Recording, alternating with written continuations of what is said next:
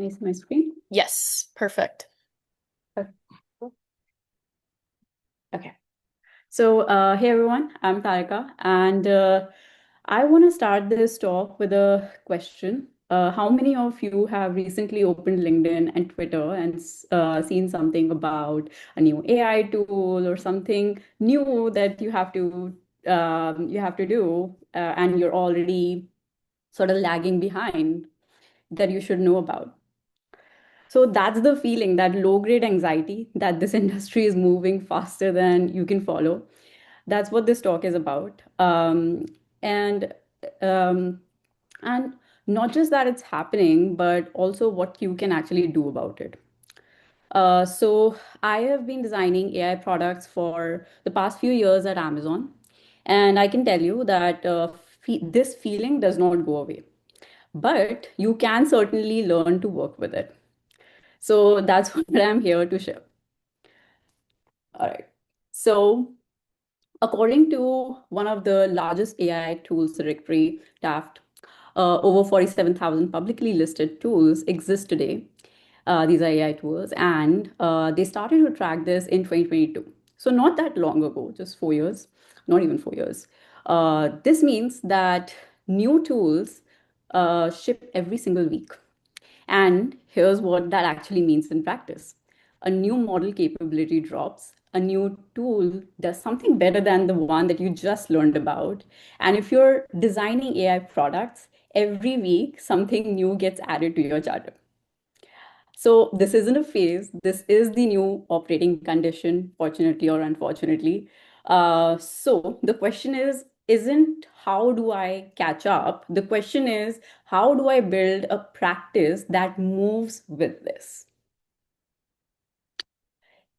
In 2025, Figma surveyed 2,500 designers, and here's what they found. 85% say AI will be essential to their future success. 78% also say it significantly speeds up their workflow. And both of these numbers do make sense. We all feel it, I think, every day. But only 32% actually trust the AI output, me included. Only one in three designers trust what their AI tools produce enough to rely on it. And that's the gap between knowing it matters and trusting what it gives you. And that's the real design problem. And it's the one we're all navigating, I think, in real time. So the question is, how do you actually keep up?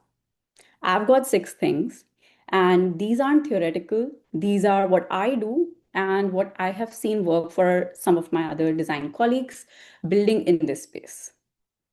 So the first one is, and this is one of my favorites, pick a small, just build stuff, pick a small project. It doesn't have to be big. It doesn't have to be even for anyone. And if you've been curious about this new AI tool that's in the market, take some extra time on the weekend and learn and build with that maybe. For example, I was very worried about like, oh, there's so many new AI tools coming in. So I thought the best way for me to learn is build some cool stuff. So I set aside a couple of, fun side little projects that I never got to doing. And now I started building this fun little side project in Cursor. Now I got comfortable with Cursor, and then came along Claude Code. Now, the challenge was that do I just keep learning Cursor or should I keep learning new tools as well? So, what I did was I was curious about it, and there was a lot of hype around Claude Code, I think just a few months ago. And so I took what I had and I moved it to Claude Code. Same brief, similar outcome, but like completely different experience. And that comparison, doing the same thing in two different tools, taught me more about how these different systems think than any tutorial or demo I've ever watched. The tools up here, Cursor, Claude, Vercel, and so many more, are now our design surfaces. And the only way to have a real opinion on them is to actually use them. In fact, you're at a hackathon right now. You guys are, I think I'm one of the second last talks. So Um, this weekend, maybe this is a perfect place to experiment with these AI services that could speed up your build. And in general, and this is what I've seen a couple of my colleagues do, every set a recurring block in your calendar. So every one evening in every couple of weeks, uh, just set aside that time, no deliverable, no brief, just build something scrappy. A side project, a personal tool that just eases your chores also, anything. But the learning will compound. So essentially, you don't need to ship anything. You just need to feel the friction and the magic firsthand. Um, I know there are a lot of questions. I don't know if there are any questions. I'm happy to pause anytime. Let me know. All right. And next thing is when AI can prototype anything in an hour, it's tempting to just build and test your way to the answer. But the designers who are actually shaping what gets built, not just executing it, are the ones still in the room with customers. And this is a big one for me because we are working under 10-day cycles of delivery, but still there is that need to continuously talk to customers now more than ever. When you're talking to customers regularly, you sort of hear the shape of what's coming, but you get to actually co-define or at least influence the roadmap, the product roadmap. You're not just responding to what product tells you to build. You might just be the one suggesting product what to build next, and that's powerful, I think, for designers. 38% of designers are now using AI for customer research itself. Now, this is not the actual talks with the customers. It's also they're using AI to more efficiently synthesize what they're hearing so they can spend more time actually in the conversation. So if you could do maybe like four discussions in a week, now maybe you can still scale it up to eight and still create that debrief report to go to improve your designs. In a fast moving environment, customer proximity, I believe, is still your most durable advantage. And this one is a fun one. So think about those times when you wanted to build something complex, build something very cool, but it was too complex or very expensive or required too much engineering time. Now, AI is removing some of those constraints. So the ceiling just got higher, and you can push a little further with every interaction that you design. So ask yourself, if this worked perfectly, what would it look like? Or what would it feel like? Then actually try to build it, because now you might just be able to. At worst, you learn something, but at best, you might change how your team works. It might be a new process, a pattern that gets adapted. I personally, over the last 4 years, have contributed tons of new AI patterns to my design system. A way of doing something that didn't exist before you tried it. So the opportunity gap is now the space between what AI can do and what's been designed well. And that gap is enormous right now. And I think people who are graduating maybe now in school right now, they are actually more AI native than the people in the industry to some extent. So actually, they have an edge. That's it. And this one is more of a survival strategy. AI tools keep changing, as I said before. The tool you're relying on today might not might look completely different in the next 6 months, in even 3 months. And a model update can sometimes break the assumptions you've built your entire workflow around. So the answer is don't let your process depend on any single tool. Keep it as modular as you can make it. Now, what does that mean practically? Your design decisions, your principles, your process, they can all be portable. This could be structured prompts that you document, design brief templates, requirement docs, even edge case finders. So when I switch tools, I bring those with me as a context. And um, and now you can also imagine building just design agents. So, for example, an edge case finder or a copy agent trained on your company's writing guidelines, or a component generator trained on your design system. These are all yours, and you should make them portable enough that you can just pull them in your next AI tool you want to try out and get started with it. So you're not starting from scratch. You're just transferring your process to the next tool. And in the same rhythm, just to build on that, learn the underlying concepts as well, not just tools. Why that matters is, for example, when you understand how retrieval augmented generation works, or RAG, this is how data retrieval happens. You stop designing retrieval experiences that overpromise, because you know the AI is only as good as what it can actually access. When you understand memory, what persists across sessions, what gets reset, what the model can genuinely have access to, you design returning user experiences a little differently.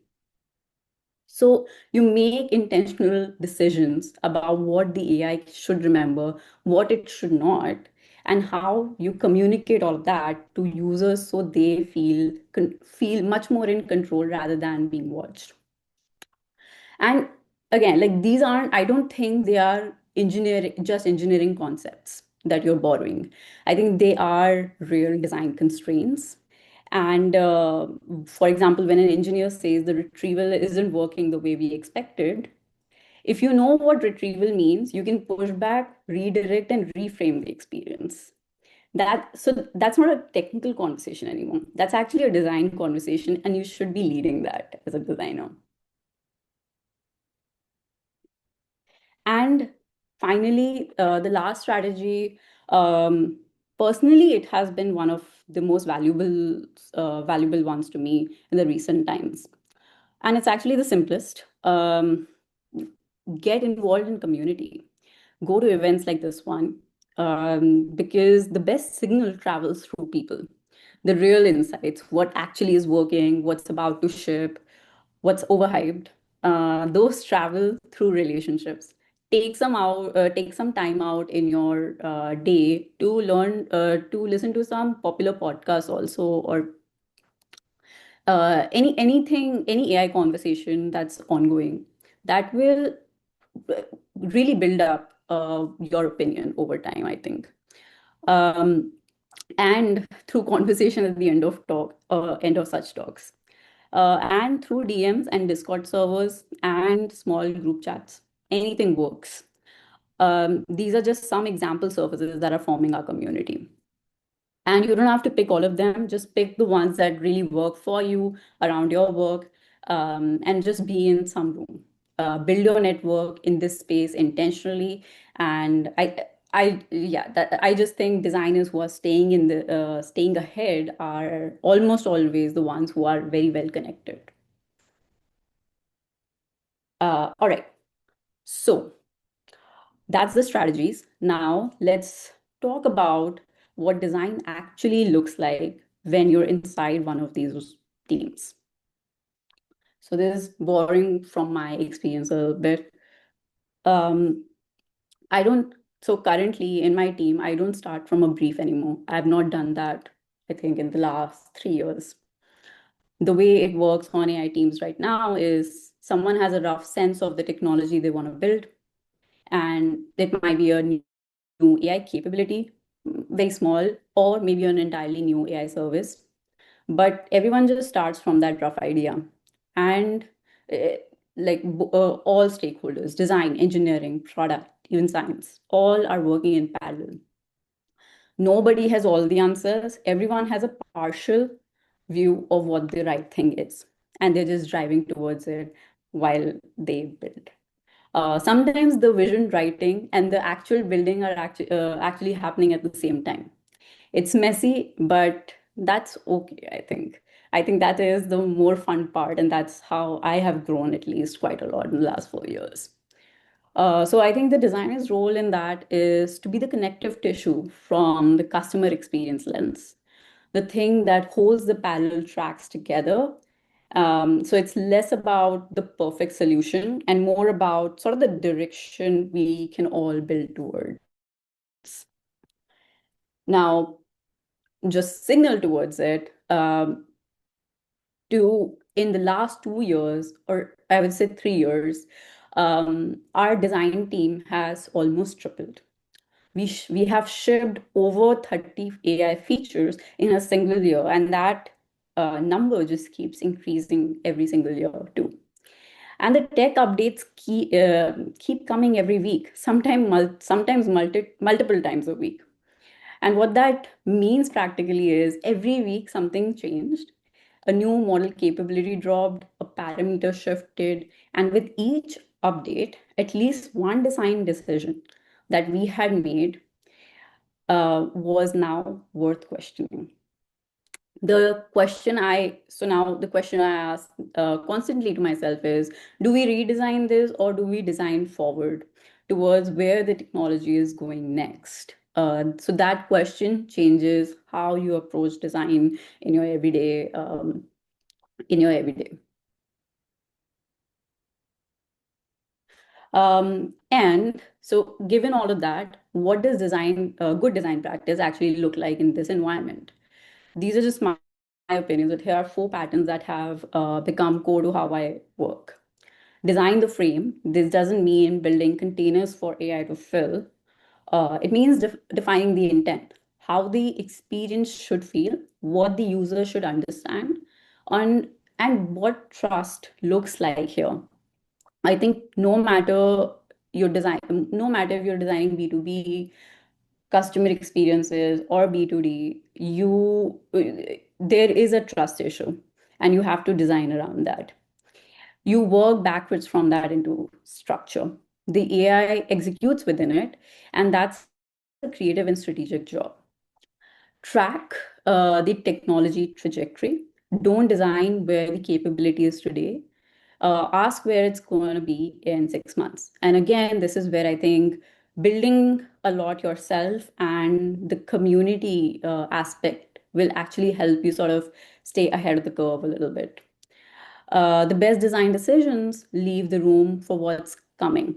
They don't close it off completely. So this is like typical Amazonian way of saying, is it a one-way door decision or a two-way door decision? Shape the output framing. Designers have more influence over AI outputs than most people realize, actually. How you structure the interaction, the constraints you define, and the format you specify. You are shaping what comes back before the user even ever sees it. And then how you surface it and emphasize, and how you handle the uncertainty. That's all for you to design around as well. So both levers together make this one of the highest impact places a designer can work right now. And what's rising, which again, like this brings me to some of the skills, what I think actually matters right now. System thinking and taste. AI can generate, and I think you guys might have heard this 1,000 times now. AI can generate 100 variations in time it used to take to make one. That sounds like a superpower, and it is, but only if you know which one is right. Judgment is what separates signal from noise when everything looks plausible. Prompt to prototype fluency is getting from an idea to something you can click in within an hour to prove your point to maybe a customer to get their feedback.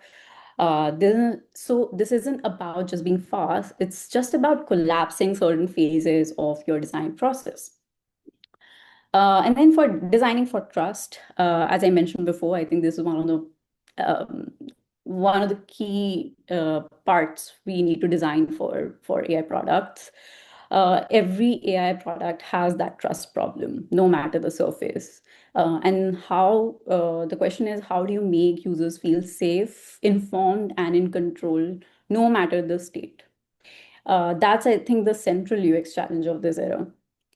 And finally, guiding PMs before the brief exists. So one of the most valuable things I think a designer can do right now is show up before the problem is fully defined and help shape what gets built. I was fortunate enough to do that a couple of times in the last 4 years and be able to contribute to some of the biggest products, some of the biggest infrastructure AI products in the market right now. And that has really enhanced, I think, my product thinking more than just my design thinking. And finally, the most important shift in how AI design teams design is from reacting to anticipating. Again, I think we talked about it a little bit before, but the teams doing this well build a picture of where the technology is growing, really. So, what capabilities are really coming, likely coming, and what will be possible maybe in the next 6 months. For example, we were able, because we were very much plugged into this AI world, before reasoning models even came to light, we sort of already had thought about how do we accommodate such experiences once reasoning comes in. And it's been about, I think, 1.5 years since that happened. Um, So yeah, and so this doesn't mean we are not designing for hypothetical. It just means that we're holding the future lightly enough that your current design decisions don't close off the options you'll need to think about later. And the designers, I think, who thrive in this environment are not the fastest to react. Again, they're just better at anticipating because they are probably plugged into this ecosystem. And that's it. I'll stop here. My closing note would just be build a lot, especially at this hackathon. Don't be afraid to get started, no matter how scrappy that is. And whether you're just starting out or already deep in this industry, the people who stay relevant, I think, are the ones who keep building. So keep exploring, keep getting your hands dirty with new tools and ideas. Yeah, and I'll leave it here, open up for questions. Thanks. Thank you so much. What an amazing talk, super relevant to the times today and even for this hackathon. We really, really appreciate you joining us today. And yeah, let's open it up for some questions. Feel free to put them in the chat or use the raise hand feature on Zoom, and then we'll call on you and you can just unmute yourself and ask Sounds good. questions. Do you have a favorite AI tool that you like to use at work? At work, so at work we have to use internal tools a little bit more. Mm-hmm. So the cursor equivalent is Kiro for us, Okay. and Quick, which is recently released. So I've been dabbling around both of them. I don't stick to just one tool. Like over time, I've sort of recognized what tool is better for what part of my design phase, and I just use it in Okay. combination. So that's like AWS specific tool? Yeah, I mean they're external tools, but even Okay. internally, we are required to use them. Okay. Um, Got you. yeah, Okay. I think yeah. we have one question in the chat from Sam. How do you stay updated on new AI updates? And do you try all tools or how do you decide what's worth investing time in? Great question. Um, Stay updated. As I said, I think community helps me a lot. Over time, I think maybe because I am already building AI products, my LinkedIn, my even like all social media is pointing me towards these new different AI tools that are coming up to the smallest amount. Like I found out about MCP servers before it landed for me to work on the next day. I found out about I think this there was a new model that came up, and then the next day we had to integrate it in Bedrock. So community, I would say, up to date. Other than that, I think just building, as I said again, like for this talk, I thought like let's try something different. Instead of building my presentation in PowerPoint or Figma or something. Let me fully use Claude this time. And typically, I use a mix of it. But I tried Claude. Then the next day, I saw an Instagram um, reel about Replit, and I've been thinking about using Replit for the longest time, but I just never got to it. And then I built the entire presentation in Replit. So uh, yeah, I was scared at first, but then I just went for it. I think the second part of the question, do you try all the tools? How do you decide like which one you want to try? Um, it's a little bit of need based, I would say. Um, so like at work, I if there's any time I feel I'm not trying like tons of these different AI tools that are in the market, because I don't have a reason to use them, then that's what I did. Like I figured out here I need to build this fun little project, side project. And then I sort of saw, okay, what all tools can I use for it? So yeah, I basically AI is top of mind almost all the time. I don't know if this is good or bad, but like AI is top of mind for me all the time. So no, even if it's creating a birthday invitation, I'll try to use something new. Awesome. I think we can move on to the next question. Can you elaborate more on how you don't start with a brief anymore? If that is the case, how do you define project specs or business requirements for what you are building? Good question. Yeah. Um, so I think I can talk about like how Bedrock came along. That is one of our biggest AI infrastructure projects. Our product manager had reached out to us and said, like, hey, we need to build some, like, we need to get onto this LLM bandwagon. And at that time, ChatGPT hadn't come like become such a big thing. So he hadn't written our product brief. We just had a lot of tons of syncs together to sort of figure out what this technology is. We had to do a lot of research, and at that time, we didn't even have like all these nice tools to do our research for us, educate us about what is one shot, few shot, etc. And then we brought our research together. We did a mini workshop as well. And that's how design, engineering, and we had to work with science very closely because this was all about these new AI tools. And we proposed user stories to our product manager, and we built our experience around it.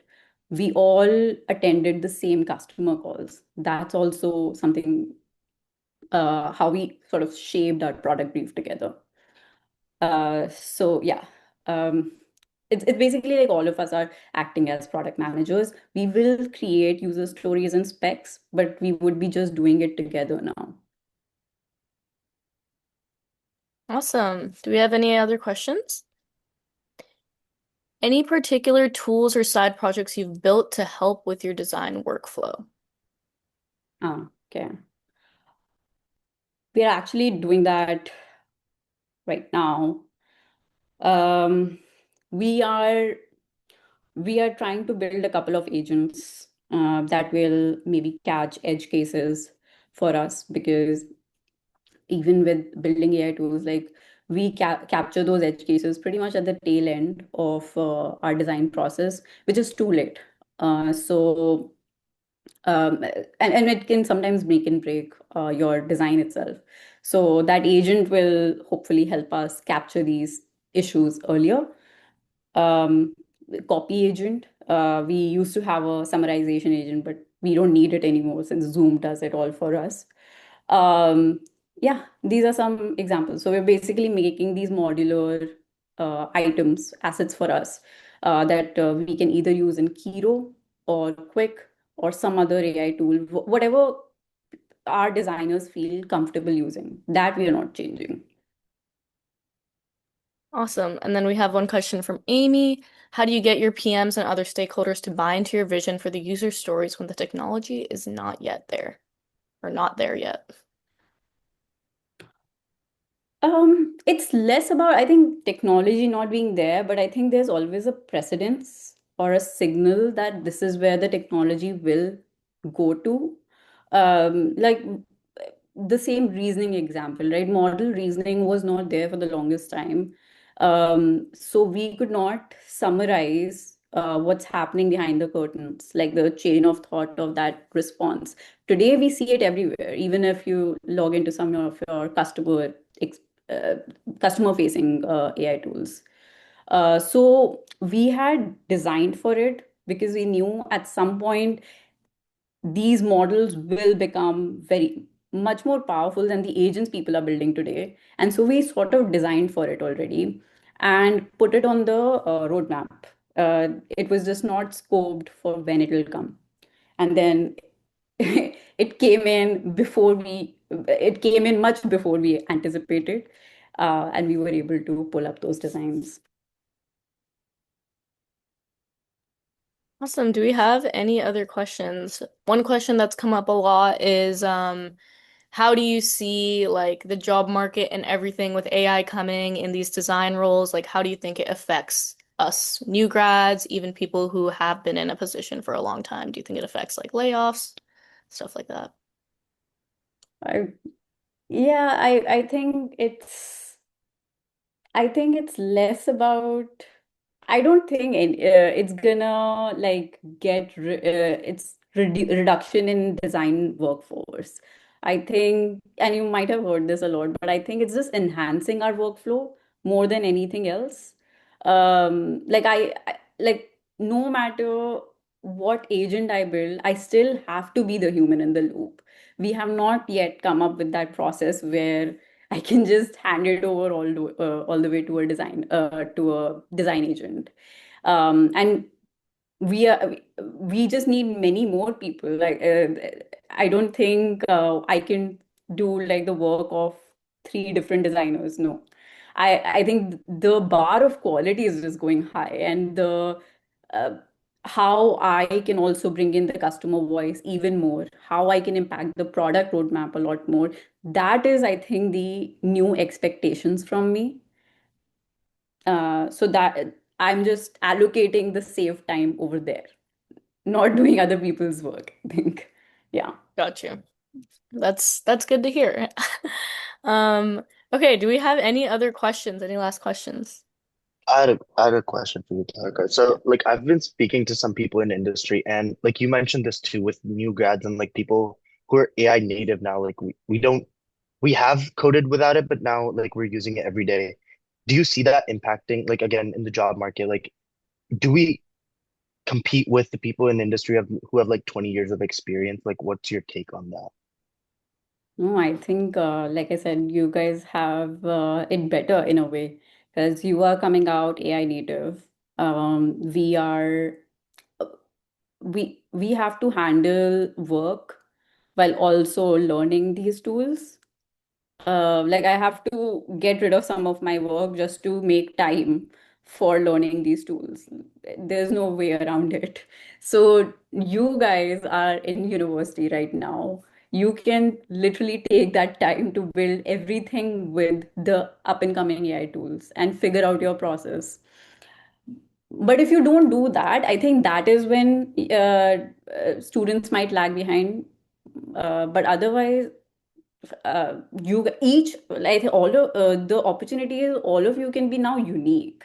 If I remember like a few years ago when I graduated, portfolios did look similar to some aspect. I think with AI you can just go crazy.